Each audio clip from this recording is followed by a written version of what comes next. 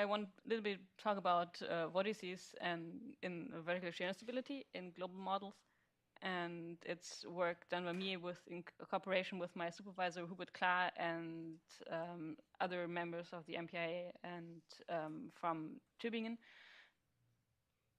And yeah, so in general, vortices are somewhat an everywhere feature we have both in atmospheres, for example, as hurricanes on Earth or as the Great Red Spot on Jupiter, but also we find them more and more in protoplanetary disk observations, for example, in Ophiuchus Iris 48.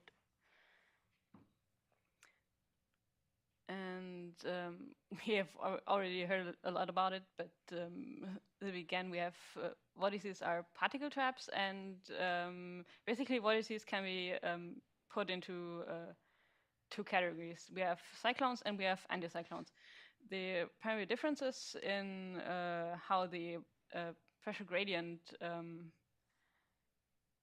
is pointing in the vortex. So when you have an anticyclone, the pressure is highest in the center of the vortex, whereas for a cyclone, it's lowest in the center and the gradient increases outward, which means that we can rule out having cyclones as pressure traps because they will always expel particles, whereas anticyclones will naturally concentrate the particles in the center because the particles will drift to where the pressure is highest. So permissibilities, we've already read a lot about it. So I put up a little zoo of various mechanisms we have in planet-forming disks. So beginning with MRI, which was kind of the poster child for a long time, and after we had non-ideal MHD effects, then we got a lot of the hydro instabilities over here. So the vertical shear instability, which I work with, but also will show some convective overstability results, and we also have the zombie vortex instability and also vertical convective instability, which can theoretically happen in disks. So for what will also be relevant later is the Rossby wave instability, and but we also know that turbulence is kind of the only trigger for, especially for vortices through the Rossby wave instability. Especially for we have non-ideal MRI effects, and then the edge of the dead zone is also a region where we can trigger the Rossby wave instability. So a little bit on the VSI in general. So the VSI operates only in disks which are baroclinic, which basically means that the pressure is dependent not only on density but also on temperature. In our models, we realize this by having a density gradient in the disk, which has is proportional to R to the power of P, and a temperature that is proportional to R to the power of Q. And the what makes the disk baroclinic is that Q is not zero. Then the disk has radial and vertical shear, which is shown by the impression for B phi, which then gets this critical term here, which depends also on the height and not on the radial distance.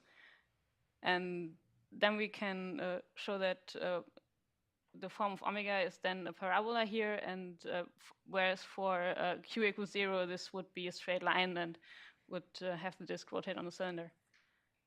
And then I also show here where the gradients of omega for the angular momentum and the angular kinetic energy go. So angular kinetic energy and orbital frequency increase inward, whereas angular momentum increases outward in the disk, which is technically, if we wouldn't have vertical shear, would be a problem because then kappa z here would be 0, and we would basically recover Rayleigh's stability criterion, which would make the disk unconditionally stable, which is kind of what we not want. So then, because we have now this kappa z unequal 0 here with the vertical shear, we can then have the situation that if our particle moves slightly upward, it has also to move slightly outward to follow the surface of constant angular momentum. And if it does that, it comes into a region where the disk has a lower angular kinetic energy than the particle itself. So the particle has a higher kinetic energy. So if we now have the particle not be pushed down due to buoyancy in the disk, which we can achieve through efficient cooling, the particle will not be stopped from using this kinetic energy to move upwards further, which then creates the instability. So previous work on VSI has largely been either in 2D axisymmetric models or in 3D, I call them cake piece models, which usually means that to get a very high resolution per scale height in the disk, you sacrifice part of your of the global model of the disk. So you just choose maybe the azimuthal direction to be 45 degrees or so to get really a good resolution, but then you don't get the whole model. And what I was investigating is if this gives us, this takes some structure away from the models. So, and here, as I said before, we start with 45 degrees and then we double the azimuthal extent of the disk. And then we find that if we go go beyond 180 degrees, so more than half the disk, we actually find that we get not only small scale structure, but we get large scale vortices in the disk, which then also stay for longer time, which we can see here. So we have that vortex, and which corresponds to the outer vortex in all simulations, snapshots I show. So what I now used was, here was P is minus 0.66 and Q is minus 1, which is not the ideal setup for what we would expect in the protofinite disk, but it's actually a setup that is primed for comparisons with the convective overstability, which I will talk about later. So we also looked into what happens to the Reynolds stresses via the alpha value from Shigora-Sonyaev. And we then find that in the initial stage, it's about the same, but then when we go to the saturated values at the end of the simulation, we see that for the 45-degree disk, that alpha is higher in the end than for the 360-degree disk. So we may have, so we have low values for alpha for a global model, which means that when we compare small azimuth disk simulations, we may have missed something before. So, and we then also looked at the vortices specifically, and we were interested if the vortices are extended through the whole disk or not. And we find actually that the vortices have a coherent structure, can be seen here, which is the same at z as 0.5 scale heights and at 1 scale heights. But if we go to 2 scale heights up in the disk, we see that the vortex starts to rejoin the background flow and disappears. So there seems to be a finite height, and also the vortex has kind of the finite size of about 1.5 radial scale heights. So the disk automatically caps it before the vortex goes supersonic at the boundaries. So, and to really see that the vortex exists over the whole time and is not a transient feature, we used an algorithm to smooth out the high frequency turbulence in the disk, and then looked for the minimum in vorticity, which is so the bluer the plot, the the smaller is the minimum inverticity, which constitutes a vortex. And we see that for our simulations that did show a vortex, that those vortices are very long-lived and also start to migrate inward at a slow rate. So, and we also see that some vortices actually start to merge once they merge, so they migrate too close to each other.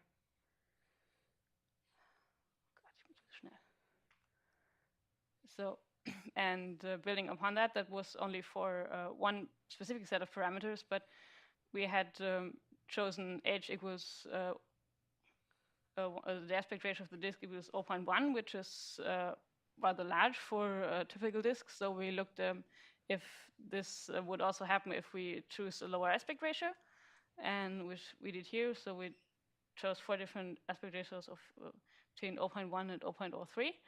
And we see that the vortex formation happens for all of those parameters. But we also see that the strength of the vortices decreases with decreasing scale height. And we also see that the disk becomes somewhat more ordered when we go to the lowest h. But that they exist per se is it seems to be an ubiquitous feature.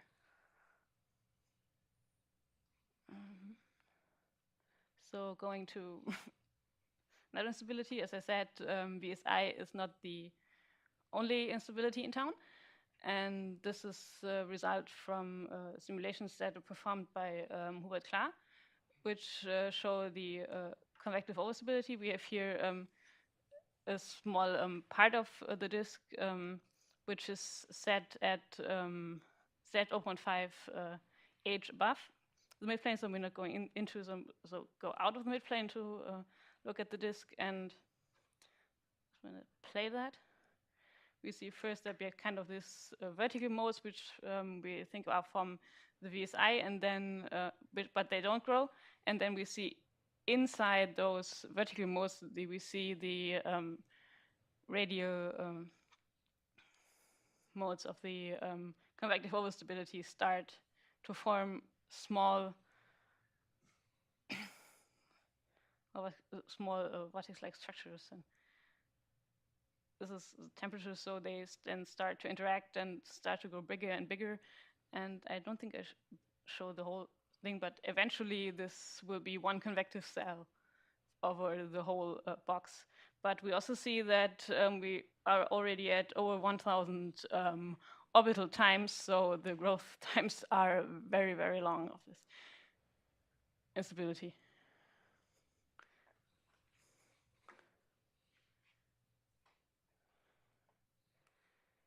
So, and I think we had this form of that diagram for also kind of often today.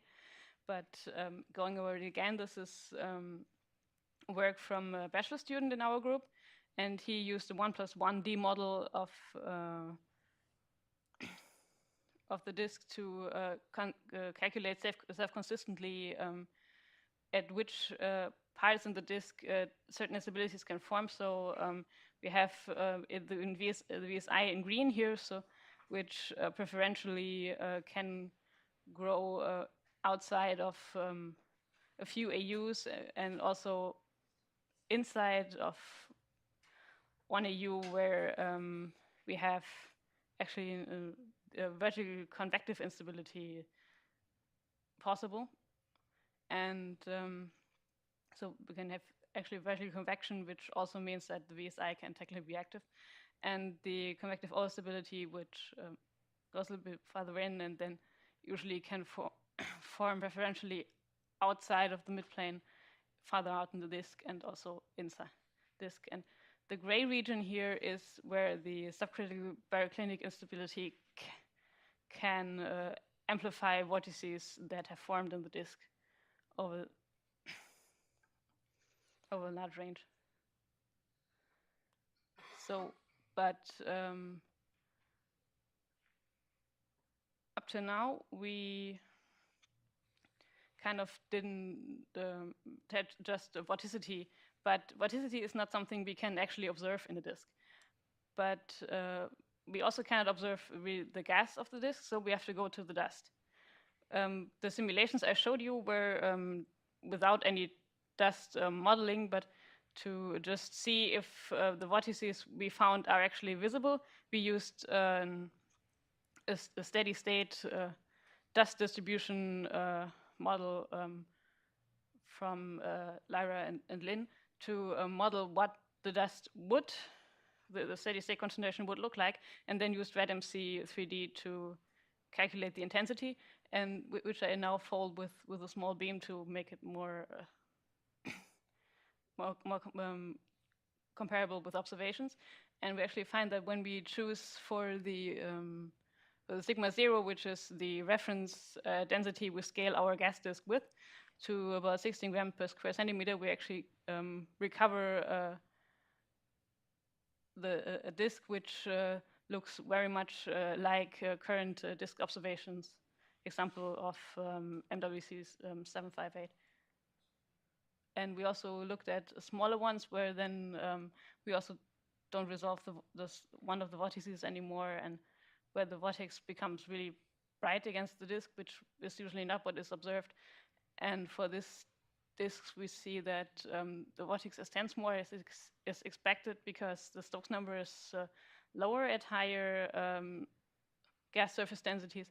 But at this point, for the largest model, the disk actually would be gravitationally unstable, so this may not, then VSI may not be the dominant mode anymore.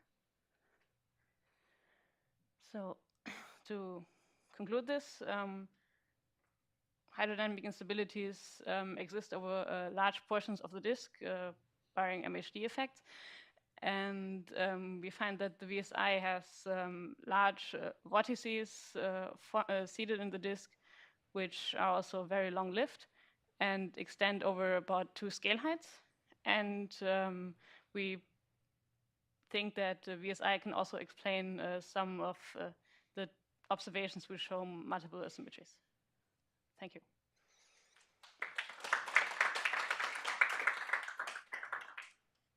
Questions? Vlad? So I got a question from Orkan here. Apparently he wants to ask, but he cannot talk on the mic. He's asking if the vortices are intermittent or not? You mean that if they... Intermittent, yeah. No, they're actually, they're not intermittent, they're static features, so they once they appear, so some vortices may interact with each other and then may become weaker or harder to detect, but they don't completely disappear. Can I ask a question myself? So first, what is VCI? In the Butcher diagram that you showed, you had it's instability through vertical convection, so the entropy gradient becomes negative. So that's the same as the convective over stability, but in Z, right? Vertical entropy gradient. Right. Okay. Is that what showed there? I mean, yeah, I can the video that you had, that one there. No, that is convective. That was convective over stability, but that's in Z, right? Yeah, there's convective overstability. It's R and Z, but I think this is only a slice of the whole simulation. So this should also have at least some Z, some theta in there.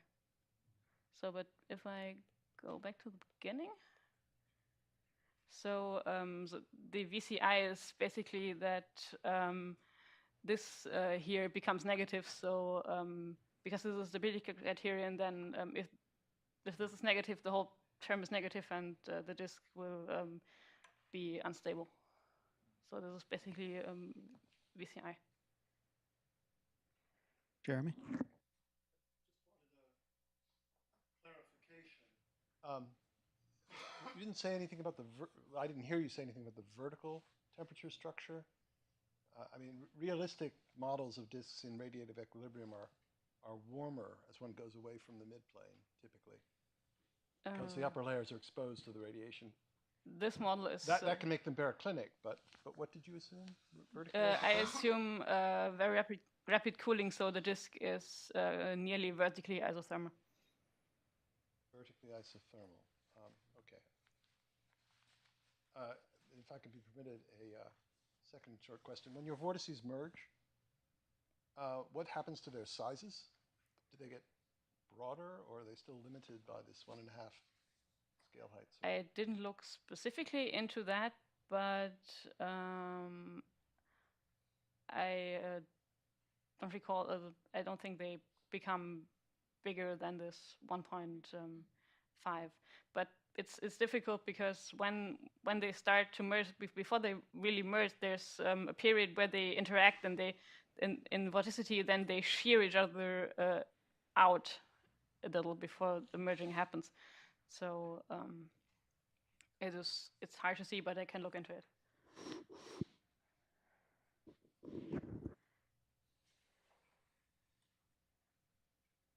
There are some observations that suggest that the vertical diffusivity should be less than corresponding to an alpha of 10 to the minus 4. And I was wondering if the vertical shear instability being so anisotropic, if that doesn't cause more vertical mixing than is observed. Did you look into that? I didn't look specifically into that because it's hard to calculate the sort of vertical stresses in particular.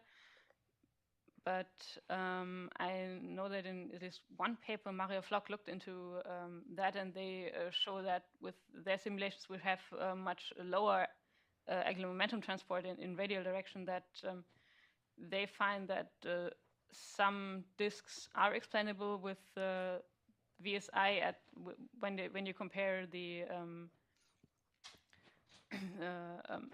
the vertical turbulent speeds, but some are not. Any other questions? If not, let's go ahead and thank Natascha again.